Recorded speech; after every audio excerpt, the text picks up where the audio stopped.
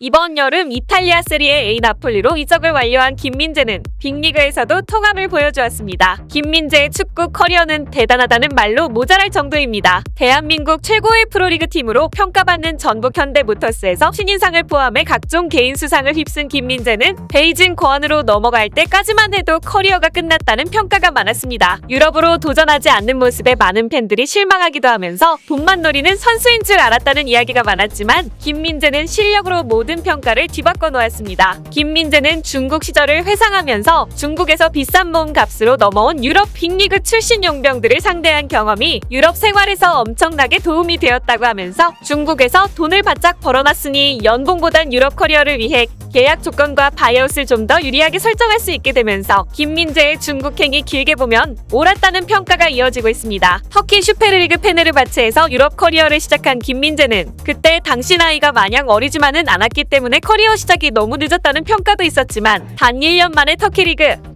유로파리그에서 군계일학의 모습을 보여주며 결국 나폴리로의 이적을 성사시켰고 유럽 빅리그 입성에 성공했습니다. 영화 캐릭터라고 해도 현실성이 없다며 욕을 먹을 것만 같은 김민재의 커리어는 현실이 되어가고 있었습니다. 이제 김민재가 나아가야 할 다음 스텝은 정해지지 않았습니다. 하지만 힌트 정도는 얻은 것 같습니다. 김민재는 사실 베이징 고안 때부터 많은 이적설들이 나왔습니다. 가장 유명한 이적설은 바로 무리뉴 감독이 있었을 당시의 토트넘 핫스퍼와의 이적설이었고 유벤투스, 포르투를 포함해 유명 클럽들이 김민재에게 러브콜을 보냈지만 김민재가 선택한 곳은 페네르바체였습니다. 순식간에 유럽 빅리그 우승권팀 주전 센터백 자리를 차지한 김민재는 유럽 커리어 시작이 너무 늦은 나이였다고 평가받는 상황이었지만 단숨에 팀을 갈아치우며 지금은 꽤 젊은 나이에 많지 않은 계약 기간을 남겨두고 이제 초대형 클럽으로의 도약을 노리고 있습니다. 김민재는 늘 프리미어리그 입성을 꿈꿨고 챔피언스리그 조별리그에서도 맨시티와 함께 프리미어리그를 양분하고 있는 리버풀의 공격수를 상대로 흔들림 없는 퍼포먼스를 보여주며 프리미어리그도 김민재 자신에게 큰 문제가 되지 않을 것이라는 것을 보여주었습니다. 김민재가 내년 여름 이적을 하게 된다면